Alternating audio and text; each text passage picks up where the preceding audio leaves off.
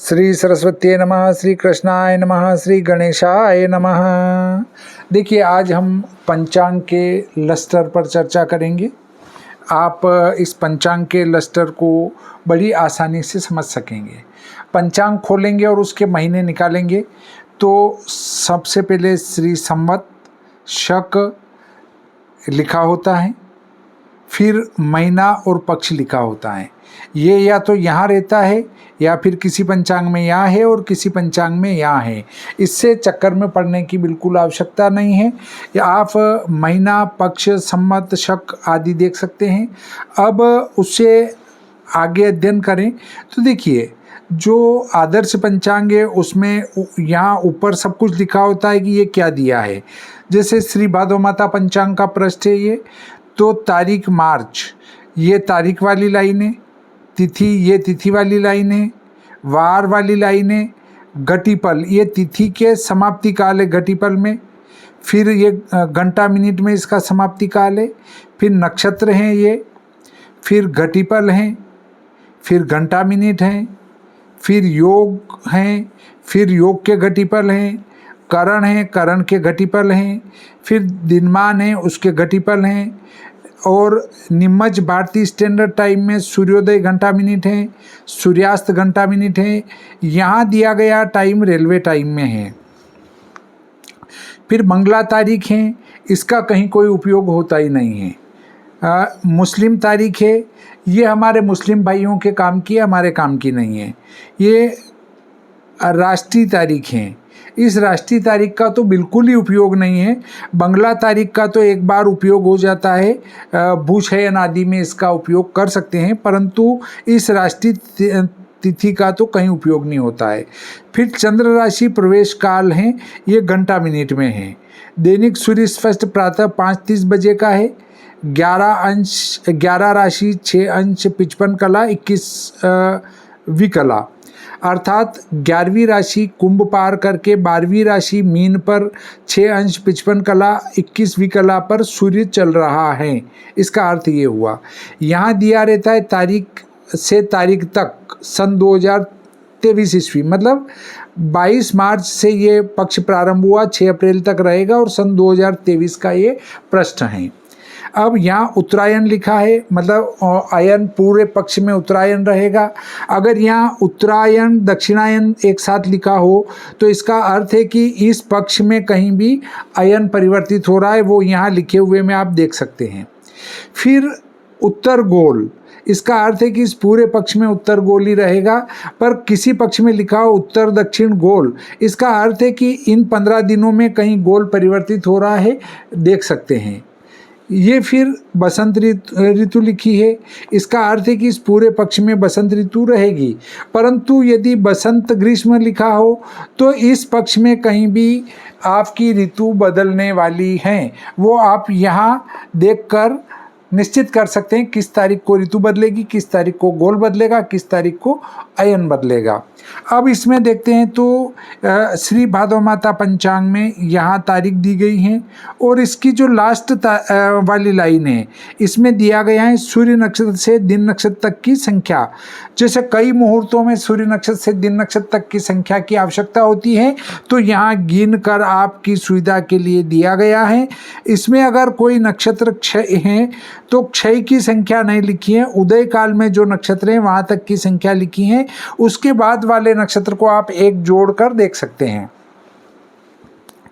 देखिए, हमारे पंचांग में तारीख आगे है, किसी पंचांग में तारीख यहाँ है, किसी पंचांग में तारीख यहाँ है, तो वो तो अंग्रेजी तारीख से आप देख सकते हैं कि वो कहाँ रहेगी।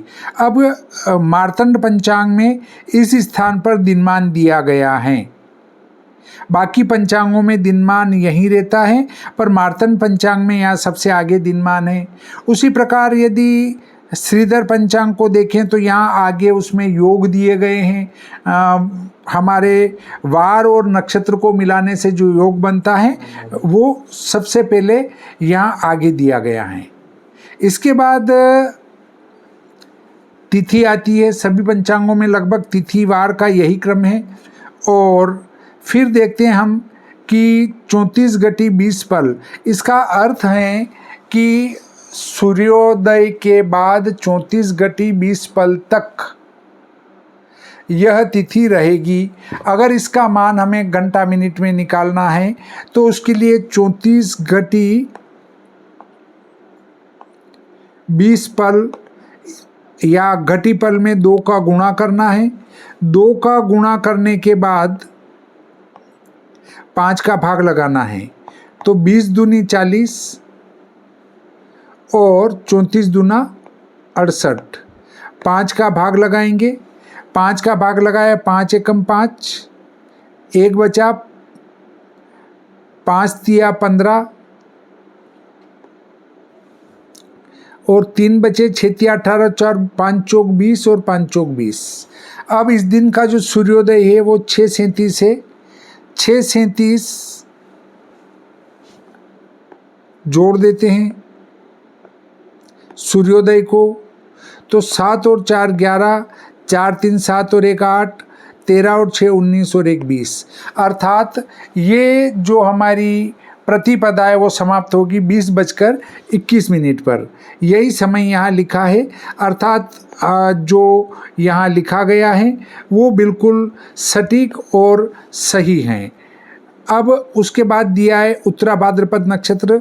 कुछ पंचांगों में इसको उभा लिखा जाता है या रेवती को रे लिखा जाता है, परंतु असुविधा से बचने के लिए नवीन छात्रों के लिए मैंने पूरे नाम दे दिए श्री भादव माता पंचांग में। तो उत्तरा भाद्रपद का अर्थ है कि उत्तरा भाद्रपद नक्षत्र है, इसमें 22 घटी 19 पल तक, और इसमें 2 का गुणा कर 5 का भाग लगाकर सूर्योदय जोड़ा तो 15:32। ये पूरे भारत में एक ही समय रहेगा। अर्थात उत्तरा भाद्रपद नक्षत्र अटक से कटक, कश्मीर से कन्याकुमारी तक दिन में 15:32 अर्थात 3:32 पर ही समाप्त होगा पूरे भारत के लिए। और अगर इसमें से 5.5 घंटे घटा लें तो ये हो जाता है 10:02। अर्थात ग्रीनविच टाइम से 10:02 पर उत्तरा भाद्रपद नक्षत्र पूरे विश्व में समाप्त होगा। तो देखिए, उसके बाद आता है शुक्ल 6:41। शुक्ल योग है जो 6 घटी 41 पल रहेगा, और ब्रह्म योग क्षय हो गया तो वो 59 घटी 60 पल रहेगा। अर्थात लगभग 59 घटी 60 पल का अर्थ मोटे रूप में 60 घटी हो गया, पर वो क्षय हो गया, दूसरे दिन नहीं जा रहा है। अब अगले बिंदु पर अगर हम विचार करें तो देखिए, पुराने जो पंचांग हैं, पुराने पंचांग लेते हैं तो पुराने पंचांगों में क्या लिखा जाता था? उभा, उत्तरा भाद्रपद नक्षत्र, और फिर इसको लिखा जाता था 6:41 और 59:60। इसका अर्थ है कि ये उभा गलत लिख दिया मैंने, यहाँ पर आएगा शुक्ल, शुक्ल योग आएगा। शु लिखा जाता था और शु लिखकर 6:41। इसका अर्थ है कि शुक्ल योग 6 घटी 41 पल पर समाप्त होगा, और उससे अगला योग ब्रह्म योग समाप्त होगा 59 घटी 60 पल पर। अब इसको अगर आप देखना चाहें तो उसके लिए शताब्दी पंचांग का आप उपयोग करेंगे तो उसमें इस प्रकार की लिपि आपको मिल जाएगी। शताब्दी पंचांग में जो मैंने लिखा है उस प्रकार से लिखा जाता है कि जो सूर्योदय पर जो आपका नक्षत्र या योग हैं उसके घटीपल बटे में, और क्षय नक्षत्र या क्षय योग के घटीपल उससे पीछे वाले कॉलम में लिखे जाते थे। यहाँ किस्तुग्न करण दी है। किस्तुग्न करण 7 घटी 22 पल है। 7 घटी 22 पल अर्थात सूर्योदय के बाद 7 घटी 22 पल तक रहेगी। अगर इसका भी समाप्ति काल निकालना हो तो 7 22 में 2 का गुणा कर 5 का भाग लगाएंगे और सूर्योदय 6:37 जोड़ देंगे, या जो भी उस दिन का सूर्योदय है वो जोड़ देंगे, तो उसका समाप्ति काल आ जाएगा। ये दिनमान घटीपल में दिया गया है, अर्थात सूर्योदय को सूर्यास्त में से घटाएंगे, सूर्यास्त में से सूर्योदय घटाएंगे। अगर सूर्यास्त में से सूर्योदय नहीं घट रहा है तो सूर्यास्त में आप जोड़ देंगे 12 घंटे और फिर सूर्योदय घटा लेंगे, अंतर में 5 का गुणा कर 2 का भाग लगा देंगे, तो आपका ये दिनमान घटीपल में आ जाएगा। वर्तमान समय में तो हम सूर्योदय सीधा निकाल लेते हैं, सूर्यास्त सीधा निकाल लेते हैं, परंतु प्राचीन समय में दिनमान निकाल कर उससे सूर्योदय सूर्यास्त साधन किया जाता था। विश्व दिनमान सारिणी इसी प्रकार की पुस्तक हैं, जिससे पहले दिनमान आएगा फिर सूर्योदय और सूर्यास्त आएंगे। तो आप इसके लिए विश्व दिनमान सारिणी का उपयोग भी कर सकते हैं यदि आप पंचांग का कार्य कर रहे हैं। तो ये जो सूर्योदय है और ये जो सूर्यास्त हैं, प्राचीन समय में ये लोकल समय में लिखा जाता था। अगर आप शताब्दी पंचांग या श्रीधर शिवलाल पंचांग पुराने का आज से 30 साल पहले का अगर आप अवलोकन करेंगे, देखेंगे, तो पाएंगे कि उसमें सूर्योदय सूर्यास्त लोकल दिए गए हैं। तो अब वहाँ एक समस्या आएगी जब आप पंचांग परिवर्तन करेंगे। मैं आपको पंचांग परिवर्तन भी समझाऊंगा।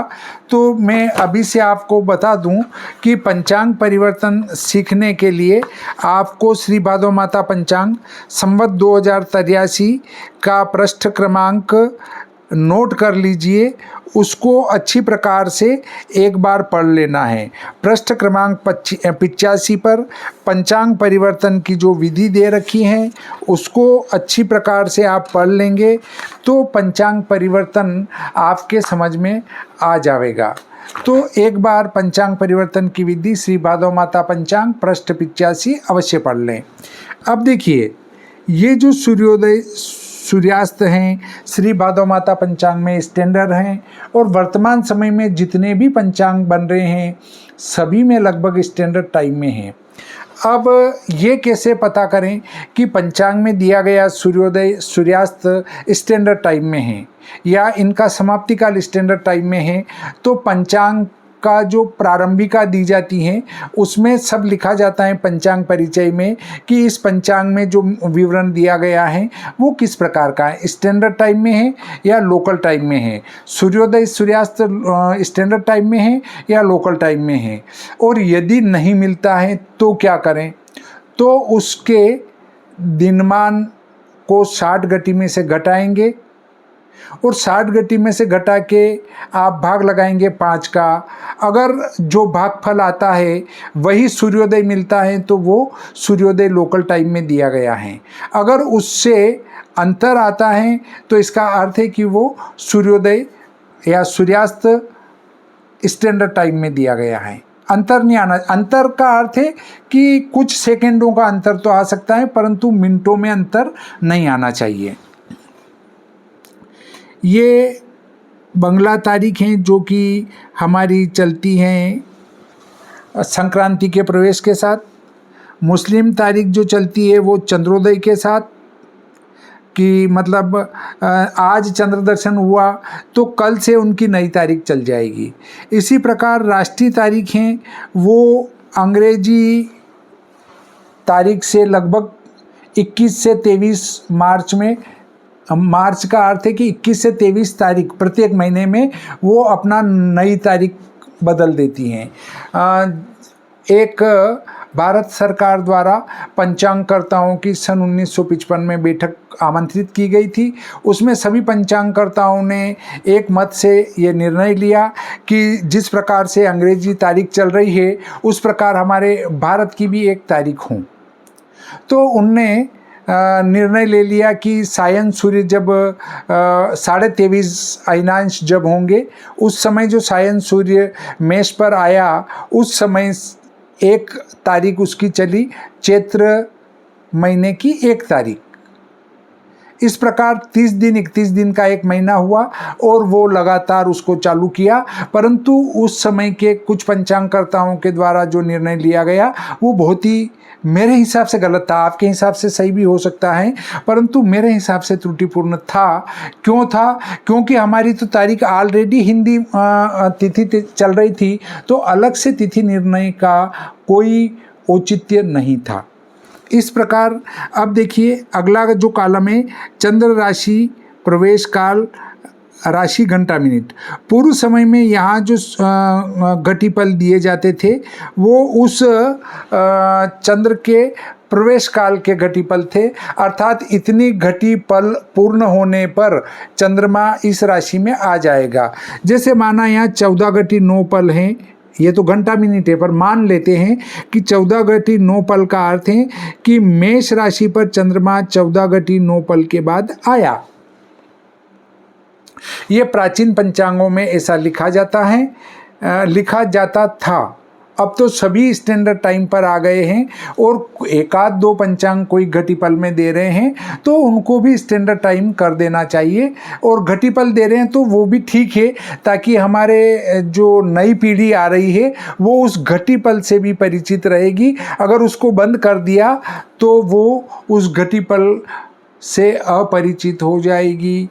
तो यहाँ देखिए कि मीन का चंद्रमा, तो इस दिन प्रतिपदा बुधवार 22 तारीख को चंद्रमा पूरे दिन मीन का रहेगा।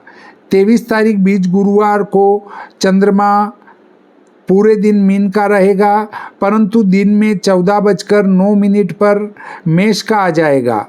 अर्थात दिन में 2:09 से मेष का आएगा, तो पूरी रात मेष का रहेगा, दूसरे दिन मेष का रहेगा और तीसरे दिन 19:25 से वृषभ का आएगा। अर्थात 25 तारीख चौथ शनिवार को 19 का अर्थ है कि शाम को 7:25 पर ये वृषभ राशि पर प्रवेश कर जाएगा। सूर्य स्पष्ट को मैंने आपको समझाया कि 11 राशि अर्थात कुंभ राशि पार करके मीन राशि पर 6 अंश 55 कला 21वीं कला पर ये सूर्य हमारा चल रहा है। अर्थात मीन राशि के 6 अंश 55 कला 21वीं कला पर सूर्य चल रहा है। और उत्तरा भाद्रपद नक्षत्र जो है उसका सूर्य नक्षत्र से दिन नक्षत्र तक की संख्या 1 है। दूसरे दिन रेवती नक्षत्र है, उसकी सूर्य नक्षत्र से दिन नक्षत्र तक की संख्या 2 है। अब देखिए प्रतिपदा बुधवार 22 तारीख को चंद्र दर्शन, चेटीचंड, नवरात्रि प्रवेश, घट स्थापना, राष्ट्रीय चैत्र मास प्रारंभ, श्री झूलेलाल जयंती और मेटर इसमें नहीं आया, तो यहाँ ए लिखकर दूसरी जगह ए लगाकर लिखा गया है। जिसमें पीछे पीछे ए हो उसमें जिसमें आगे ए हो या जो भी संकेत हैं वो मिले वहाँ उसका मेटर मिलेगा। तो झूलेलाल जयंती के बाद चैत्री नव वर्ष प्रारंभ, ज्योतिष दिवस, गौतम जयंती, ये और इस लाइन का मेटर है, इसमें नहीं आने से यहाँ लिखा गया है। तो आप इसको अच्छी प्रकार से समझ चुके होंगे। अब देखिए यहाँ पर 13 तिथि 2 दिन लिखी हैं, इसका अर्थ है कि यहाँ त्रयोदशी तिथि की वृद्धि हो गई है। जो 60 घटी लिखा जाता है वह वृद्धि को प्राप्त हो जाती है। यहाँ 60 घटी पूर्ण है, परंतु अगले दिन 60 घटी भी है और उससे अगले दिन भी दी गई है। अर्थात त्रयोदशी तिथि 2 तारीख को 30:25, अर्थात अगर 12 से बड़े और 24 तक हैं तो उसमें से 12 घटाकर दोपहर से रात्रि तक का समय समझना। यदि 24 से बड़े हैं तो उसमें से 24 घटाकर अर्धरात्रि के उपरांत का समय समझना।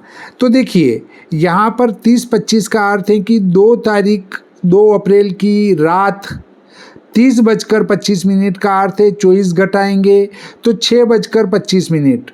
2 तारीख की रात को 6:25 का अर्थ है कि 3 तारीख को सुबह 6:25 से त्रयोदशी तिथि का प्रारंभ हो जाता है। और पूरे दिन त्रयोदशी रहेगी 24 घंटे और अगले दिन 8:05 तक रहेगी। तो यहाँ सुबह 6:25 से लगाकर 4 तारीख को सुबह 8:05 तक ये आपकी त्रयोदशी तिथि व्याप्त रहेगी। इसी प्रकार नक्षत्र की वृद्धि हुई तो नक्षत्र के संबंध में भी आपको समझना चाहिए। यहाँ 25:57 का अर्थ है कि 31 तारीख की रात्रि में 25:57 पर यह पुष्य नक्षत्र समाप्त होगा।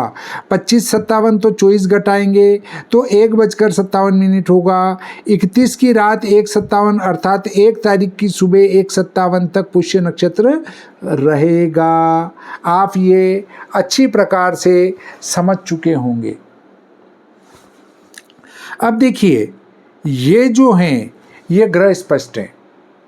अब श्री भादव माता पंचांग में प्रत्येक अष्टमी शुक्ल पक्ष हो या कृष्ण पक्ष हो, अष्टमी तिथि के ग्रह स्पष्ट रहते हैं। यदि अष्टमी तिथि क्षय हो जाए तो सप्तमी तिथि के ग्रह स्पष्ट, सभी ज़्यादातर पंचांगों में। और पूर्णिमा शुक्ल पक्ष में और कृष्ण पक्ष में अमावस्या के ग्रह स्पष्ट होते हैं। और अगर ये तिथि क्षय हो जाए तो चतुर्दशी के होते हैं। अब देखिए, कुछ पंचांगों में ये जो ग्रह स्पष्ट हैं वो किसी वार विशेष को लेकर दिए रहते हैं। जैसे शताब्दी पंचांग में एक वार चुन लिया गया है, उस वार के अनुसार दिए रहते हैं। तो यहाँ श्री भादव माता पंचांग में तो प्रातः 5:30 बजे के ग्रह स्पष्ट और ये कुंडलियाँ हैं। अब देखिए, किसी पंचांग में इष्ट 00 का अर्थ है सूर्योदय कालिक ग्रह स्पष्ट और सूर्योदय कालिक कुंडली दी जाती है। अब किसी पंचांग में किसी वार को लेकर, जैसे रविवार, चैत्र शुक्ल पक्ष पंचमी रविवार, इष्ट 40-50, इसका अर्थ है कि पंचमी रविवार को घटी 40-50 पर, 40 घटी 50 पल जब होंगे उस समय के ये ग्रह स्पष्ट दिए गए हैं। ऐसा शताब्दी पंचांग में है। बाकी पंचांगों में या तो सूर्योदय कालिक ग्रह स्पष्ट है या 5:30 बजे के ग्रह स्पष्ट हैं। तो बहुत सारे इन ग्रह स्पष्टों को 8 दिन के लिए मान लेते हैं और इन ग्रह स्पष्टों को बाकी 8 दिन के लिए मान लेते हैं।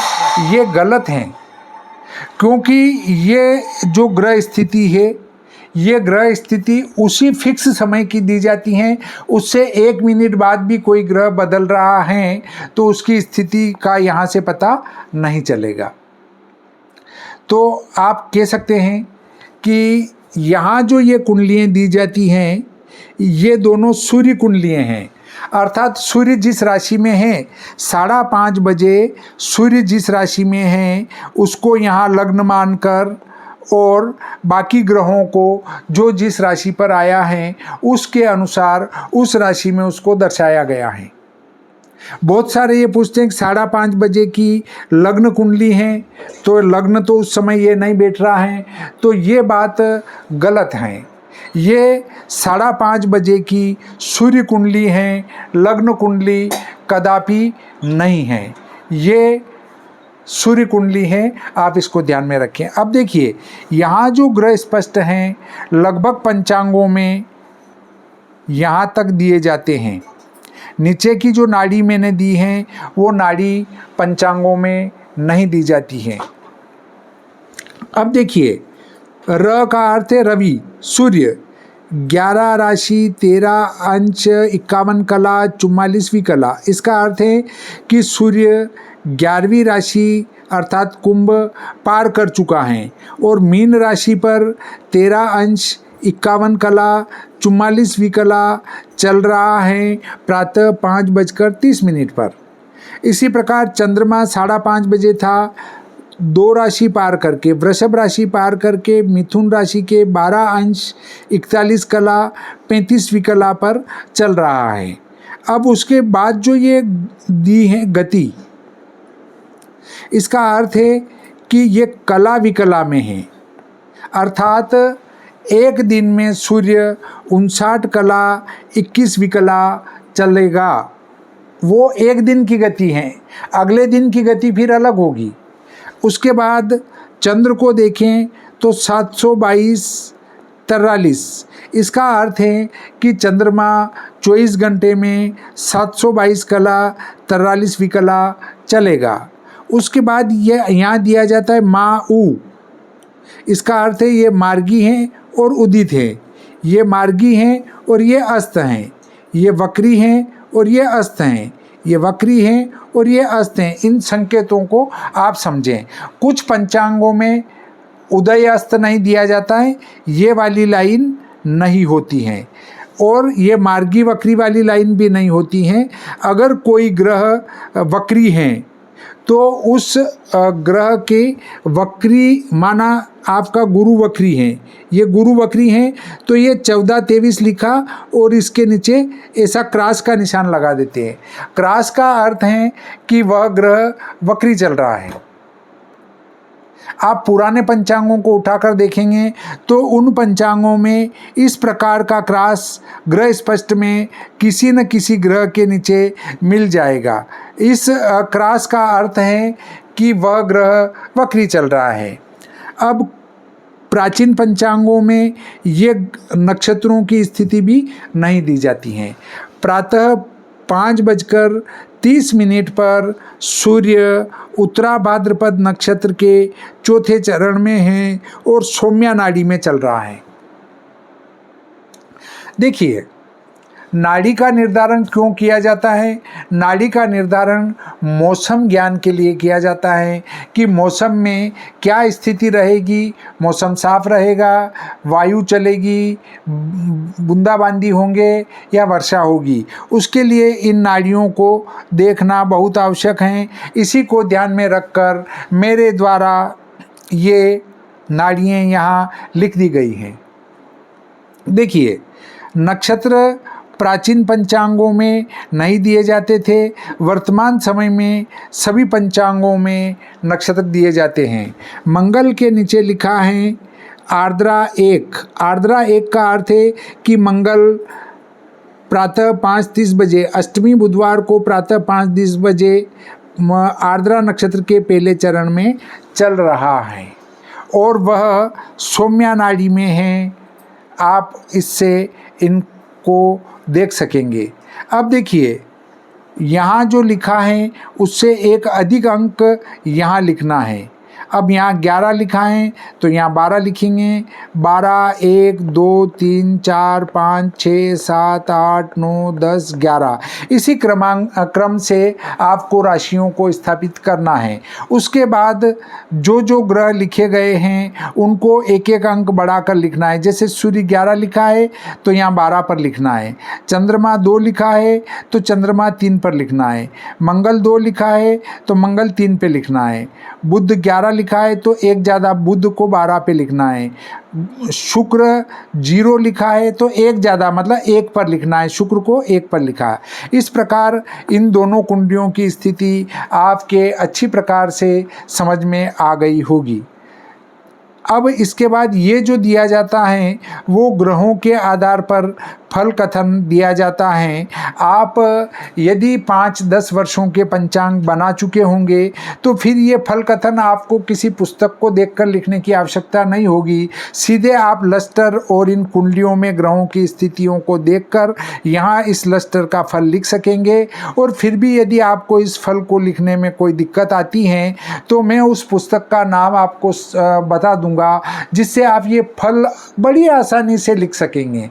आपको ग्रुप में मैं उस पुस्तक का नाम बताऊंगा जिस पुस्तक से ये फल कथन बड़ी आसानी से किया जा सकता है। आप उस पुस्तक को मंगवा कर अपने पास रखें और पंचांग के लस्टर का ये वाला फल कथन बड़ी आसानी से करें।